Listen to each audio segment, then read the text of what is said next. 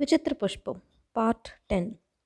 सेनाधिपति जैसे ही राजभवन से बाहर आया उत्तुंग को बुलाया।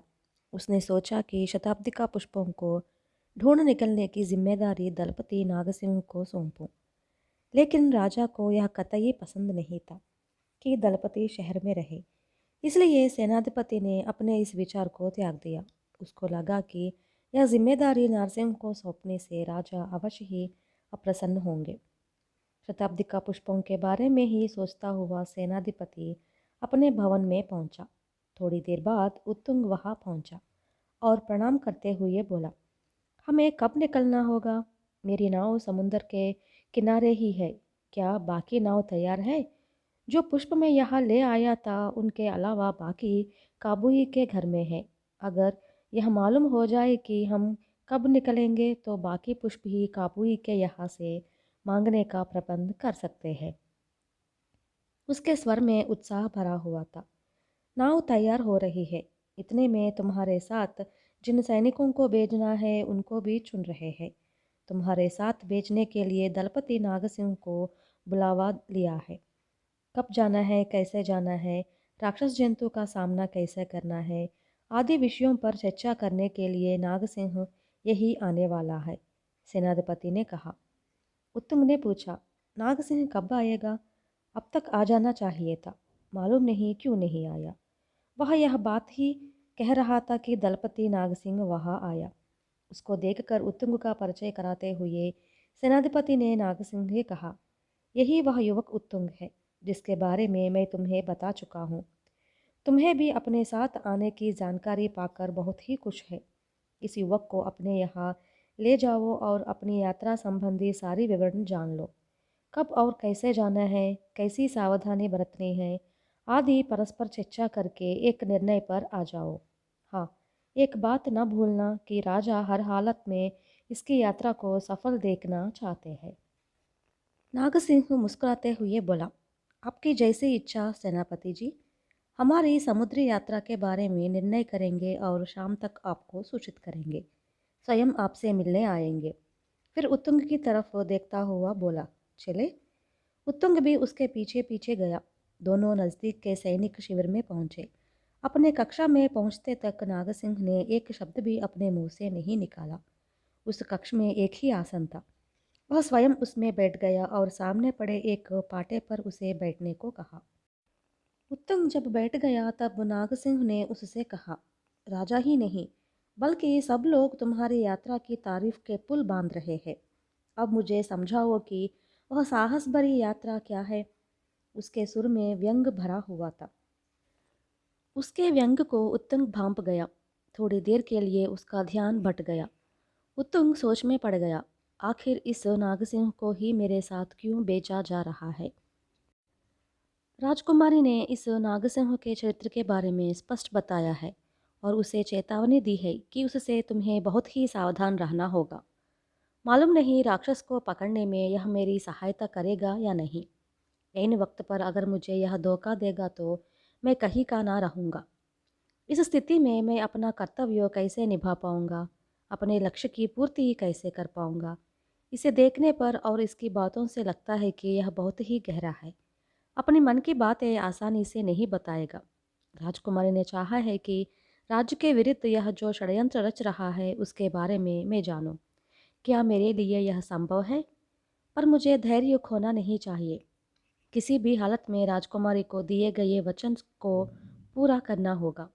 मुझे अति जागरूक रहना होगा।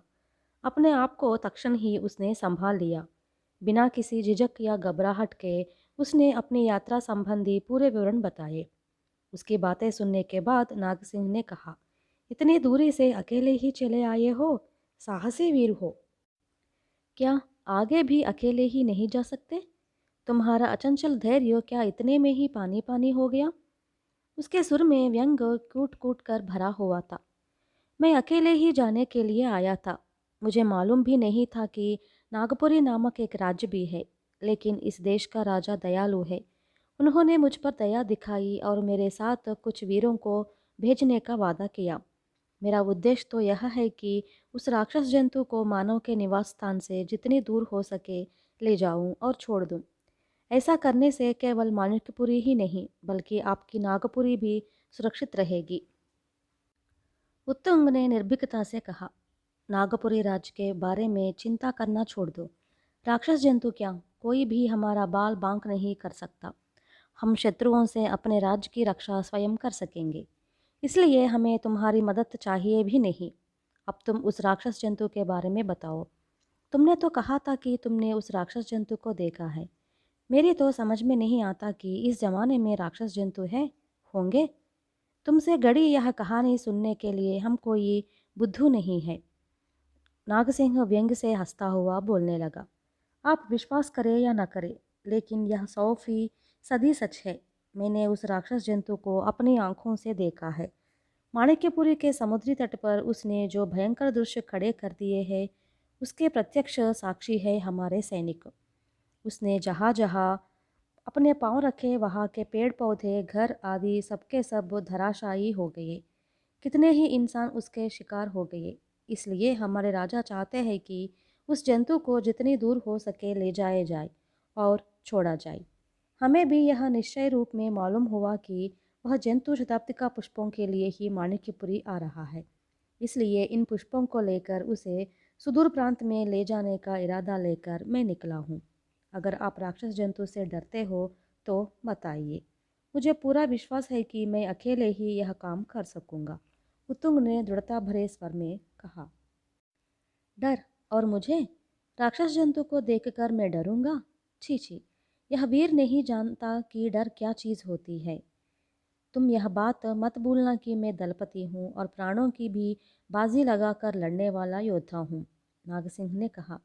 माणिक्यपुरी में भी बहुत से सैनिक व योद्धा है, लेकिन उनको लगा है कि राक्षस जंतु के सामने अपने शक्ति सामर्थ्यों का कोई उपयोग नहीं हो पाएगा। इसलिए हम सब ने मिलकर यह उपाय सोचा है, यह रास्ता ढूंढा है, उत्तुंग ने कहा। अच्छा, अब अपनी बात रहने दो। यह तो बताओ कि तेरे लाए हुए वे पुष्प अब कहाँ है? क्या वे तुम्हारे कमरे में है? वे कुल कितने होंगे, 2 या 3? नागसिंह ने पूछा। 2-3 नहीं, बहुत है। विकसित पुष्पों को इकट्ठा करके ले आया हूँ। जब मेरी नाव उलट गई तब कुछ समुद्र में वह बह गए। कुछ पुष्प राजा को दिया है, बाकी पुष्प काबुई के पास है। निकलने के पहले उन सबको लेना है, उत्तुंग ने कहा।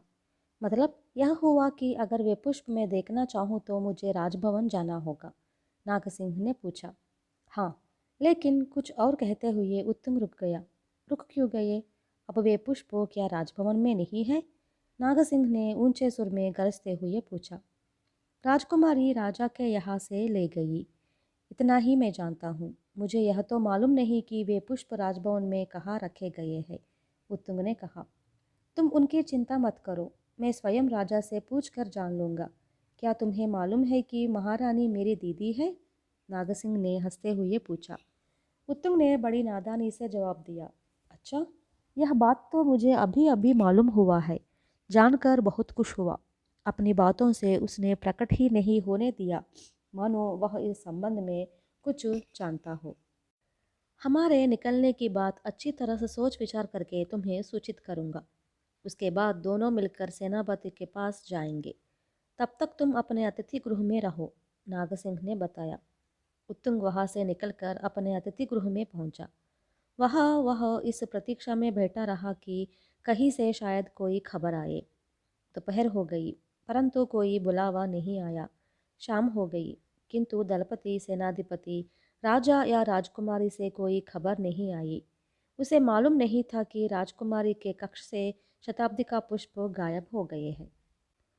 दूसरे दिन प्रातःकाल सूरज के चढ़ने के बाद पहाड़ी काबिले का काबुई जल्दी जल्दी में उत्तुंग के अतिथि गृह में आया। उत्तुंग ने उसे देखते हुए आतुर हो पूछा, क्या बात है? तुम्हारे लाए हुए शताब्दी का पुष्प दिखाई नहीं दे रहे हैं। मैंने अपनी बेटी चित्रा के से बार बार कहा है कि तुम्हारे मांगने पर हमें उन फूलों को लौटा देना है, इसलिए सावधानी से उन्हें सुरक्षित रखना। उसने भी वे फूल अपनी किसी भी सहेली को नहीं दिया, अपने ही कमरे में बड़ी सावधानी से रखा। आज सवेरे जागने के बाद देखा तो वे फूल नदारद है। रात को उसके कमरे में किसी के आने की आहट भी नहीं हुई है। अपनी सहेलियों से उसने पूछा भी कि यह सोचकर उन्होंने शायद हंसी हंसी में कहीं छिपाया हो, लेकिन उन्होंने साफ बता दिया कि वे कुछ नहीं जानती है। पता ही नहीं चल पा रहा है कि फूल आखिर गायब हुए कैसे। सब कुछ विचित्र लग रहा है। राक्षस जंतु के वहाँ आने की कोई गुंजाइश भी तो नहीं है। काबुई बहुत ही चिंतित होता हुआ बोला। समुद्री तट के चट्टानों के उस संकीर्ण मार्ग से इतना बड़ा राक्षस जंतु आ नहीं पाएगा। पल भर के लिए समझ लो वह आ भी गया तो जहाँ वह आए वहाँ तो नाश ही नाश होता है। इसलिए यह काम किसी भी हालत में राक्षस जंतु का नहीं हो सकता। उत्तुंग ने जोर देकर कहा। काबुई ने निराश भरे स्वर से कहा, तो यह काम किसका हो सकता है? थोड़ी देर तक उत्तुंग मौन रहा और फिर बोला, दलपति नागसिंह कल ही नगर में आया है। सेनाधिपति और राजा ने उसे मेरे साथ भेजने का निश्चय किया है। बातों बातों में मैंने ही उससे बताया था कि कुछ शताब्दिक पुष्प तुम्हारे पास है। राजकुमारी ने मुझसे बताया भी था कि नागसिंह नागपुरी सिंहासन को अपने कब्जे में करने की साजिश कर रहा है। यह बात मैंने पहले ही सुन रखी थी। बड़े दुर्भाग्य की बात है कि ऐसे नीच को तुम्हारी रक्षा के लिए तुम्हारे साथ भेजने का निश्चय हुआ है। तुम्हें उससे बड़ी सावधानी से बरतना होगा। तुम यही रहो, क्योंकि दलपति ने तुम्हें खबर भेजने का आश्वासन दिया है। मैं जाऊंगा और राजा को पुष्पों के गुम हो जाने की बात सुनाऊंगा। कहकर काबुई राजा के पास गया। काबुई की बात सुनकर राजा ने कहा, तुम्हारे घर में रखे गए शताब्दी का पुष्प भी दिखाई नहीं दे रहे हैं। राक्षस जंतु को ही नहीं, लगता है किसी और को भी इन पुष्पों की आवश्यकता आ पड़ी है। थोड़ी देर सोचने के बाद उसने सेनाधिपति को राजभवन में तुरंत आने की खबर भेजी। सेनाधिपति के आते ही राजा ने कहा, दुर्जय, काबुई के घर से भी पुष्प गायब हो गए हैं। लगता है कि कोई गहरा षड्यंत्र हो रहा है। प्रभु, सब विचित्र लग रहा है। जल्दी ही षड्यंत्र रचने वालों का मैं पता लगा कर ही रहूंगा, सेनाधिपति ने कहा। काबुई ने सेनाधिपति को वे सब बातें बताई जो उत्तुंग ने उससे कही थी। अच्छा, तो यह बात है। नागसिंह को इसकी जानकारी है कि शताब्दी का पुष्प तुम्हारे घर में है। सिर हिलाते हुए सेनाधिपति ने कहा और गंभीर सोच में पड़ गया। कहानी और है।